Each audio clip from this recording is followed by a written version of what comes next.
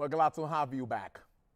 The Global Systems for Mobile Communications Association has projected a 2% increase in the telecommunications sector's contribution to Nigeria's gross domestic product by 2028, following the government's approval of a 50% tariff increase in telecom services. GSMA disclosed this during the presentation of its Digital Economy Report 2024 to the media over the weekend. At the media briefing, GSMA executives Angela Wamola, head of Sub-Saharan Africa, and Caroline Mbugua, senior director of public policy and communications for Sub-Saharan Africa, also addressed the potential impact of the 50% tariff hike on the sector's consumers and the broader economy. According to GSMA, the tariff hike by government will attract investment and infrastructure development that will translate to digital transformation for industries such as agriculture, manufacturing, trade, government services. Mr. Tajudeen Ibrahim is the Director of Research and Strategy at Chapel Hill Denham. He joins me via Zoom to continue this conversation. Of course, it's a developing story. Thank you so much, Mr. Taj. It's good to see you this afternoon. Thank you for having me on the show. Yes, I think we should start this way. The issue of sustainability of Nigeria's telecom system comes to the fore here. The operators have said they need this increase for them to be able to sustain the business. But many would say, are there no other sources for them to generate revenue? And 50%, some say, seems to be too high. How does this come to you, considering the level of operations and profits they've been making before now? So I think we have to bear in mind that the last time that the telecommunication operators in the country increased tariff was about 12 years ago. And over the past 12 years, we have seen a lot of headwinds in that sector, ranging from much higher inflation rates, ranging from currency devaluation, and also to other elements around, local currency inflation as well. And we should bear all of those in mind and check even around the world. There is no business that can sustain a single pricing over more than a decade without an upward review. It is very hard for you to find such a business. If you find such a business will not be able to invest back into the business what it has made in terms of profitability over the years. So I believe that these are the key elements for consideration by the mobile telecommunication operators for them to consider raising tariffs this time. So it has been a very long time that a tariff increase was implemented.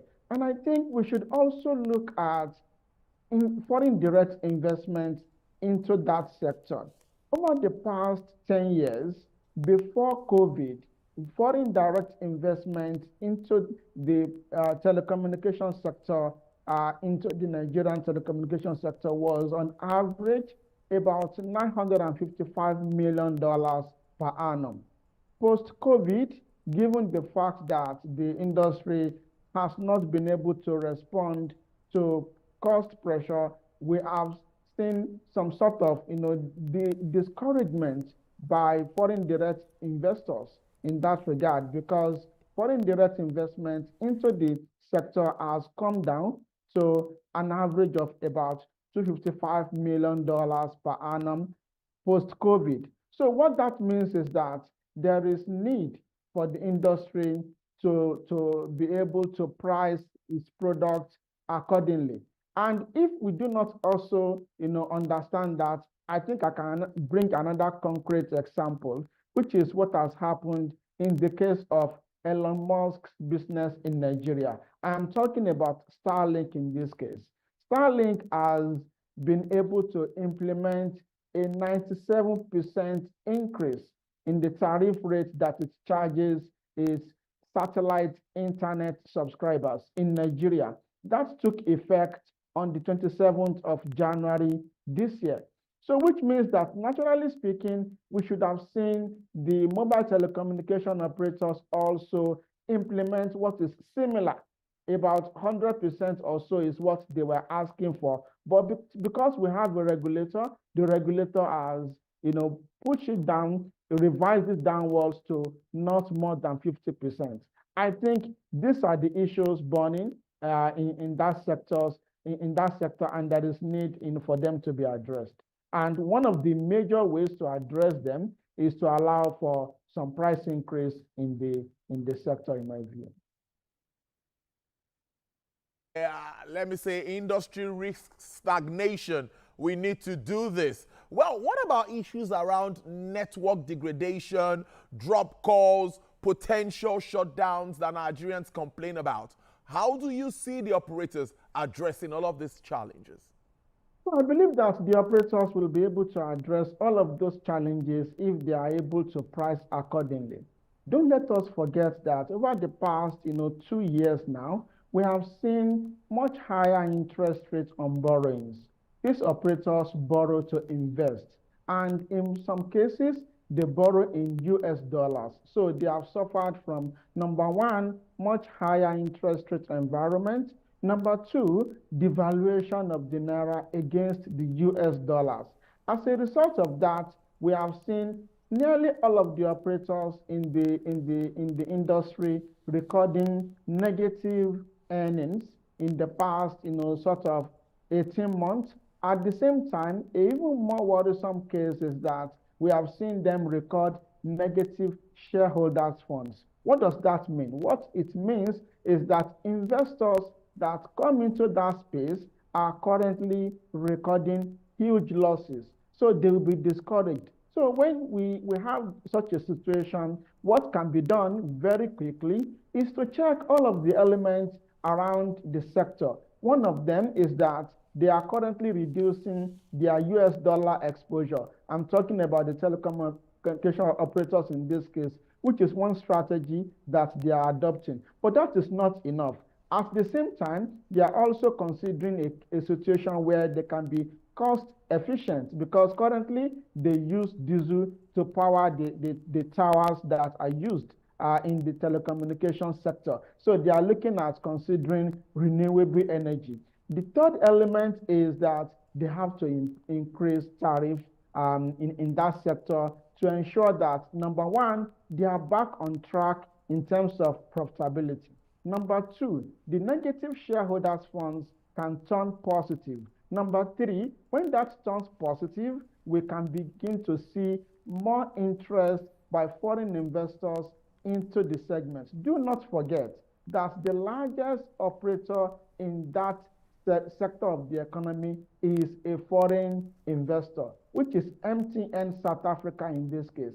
And Nigeria, as we speak, is the major country of operation for MTN South Africa. You would not be willing to pump in more investment into a country where you are making losses. So these are some of the reasons that there is need for them to increase tariff. And if you want to see an improvement in investment, so that there will be no cost dropping, so that your data rate is fast, so that the degraded sort of situation of the equipment will be renewed, you need higher cash flows for you to invest. And one of the ways to do that as we speak is to price accordingly in terms of the headwinds that we have seen in the country. Tariff increase is one of the elements, and it is the reason that this 50% maximum price increase, to my mind, has to materialize. Has to materialize. Then I'll take you to my next question. Labour is saying no to this. Now, I know you're not a member of any union, but my question to you would be, if it happens that the NLC decide to shut down, protest for a whole day, you know what that means for the economy, for an economy that is just coming back on its feet, talking about growth and all of that, stability across the board. If that happens, what do you think? What does it mean for Nigeria at this critical time, if there is a shutdown in any way? I think, naturally speaking, this should not even result into a shutdown of the economy, because I reckon that the NLC and the trade union should bear in mind that we're talking about the private sector in this case. We're not talking about, government-run, government-owned, establishments. We're talking about private investments, talking about MTN that is privately owned, Airtel that is privately owned, Globalcom is privately owned, even we have Nine Mobile that is privately owned. So it means that they should be able to run their business seamlessly without so much of interference. And the fact that they have a regulator, the regulator has played its own role by bringing down the demand. The demand of the sector operator was a 100% tariff increase, but the regulator has brought it down to 50%. And what the NLC and the TUC are asking for is not more than 5% increase in tariff. To my mind, this will not solve the problem on ground, and it will discourage foreign direct investment into the sector. Even it will discourage local investors, from investing in that, segment or sector of the economy. And when that is the case, we will continue to face cost-dropping issues. We will continue to face, weakness in the data traffic, in the efficiency of data services by, the mobile network operators. So there is need for that 50% in that regard. And I think what Nigerians should expect is that not all operators will implement the same tariff increase at the same time. They currently are with the NCC making filings, making reviews, submitting their codes to the NCC for final approval. All of these elements have not been finalized. I believe that the NLC and the TUC should bear this in mind. When we had PMS price increase and the government removed subsidy, NLC and TUC allowed the government to have its way at some point. Even though they tried and there was a protest, but eventually subsidy is gone. Unfortunately, there is no one that is subsidizing the telecommunications sector as we speak. That is also one of the major reasons that the government is allowing them to pass, this 50% tariff increase to Nigerians. And I believe that after this, it is unlikely that they will be able to pass any further increase until over the next 10 years, just like we have seen that the last time they passed increase was in 2013. I think these are the elements for consideration on the table in my mind to TUC and NLC as well. Hopefully, they'll be listening to this conversation and they will get that fact. But aside this thorny issues of tariff hike, what are the bottlenecks now? I'll be asking you on the part of the operators, and do you think they face, and how can they be surmounted if Nigeria is to experience the next growth in the telecommunications sector? In that case, I think we can comfortably take a look at security, particularly in the northern part of Nigeria. Some of the equipment of the telecommunication operators, up in the north there, are being vandalized. Some are being stolen because of lack of adequate, security in that region. So there is need for the government to ensure, steady improvement in the security architecture, of that region. And bear in mind also, anything that is stolen from them in form of their infrastructure, they would have to, bring money out of their financials to replace, those assets. Number two, and I think a more important, factor for consideration also is how the mobile telecommunication operators are going to penetrate further into the rural areas, away from the urban area where we have some level of saturation. So you can expect them to penetrate further into the rural area. Number one, if there is no strong cash flow to support that kind of expansion.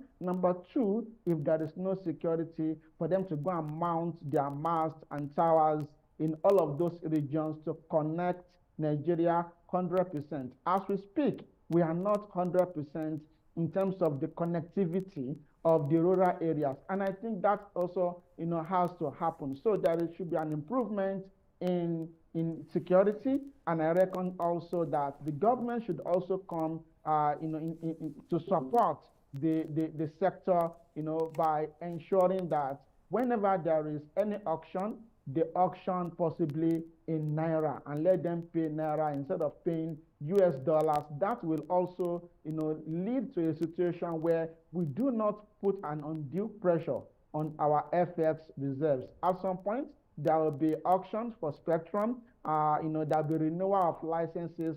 All of those elements, in my mind, should be in the domestic currency. I think these are some of the areas that the government can still consider over time. Mr. Tajudeen, finally, from your point of view, what is the future of the telecommunications industry in Nigeria? I think the future is bright. Number one, to start with, we will continue to see more interest from foreigners.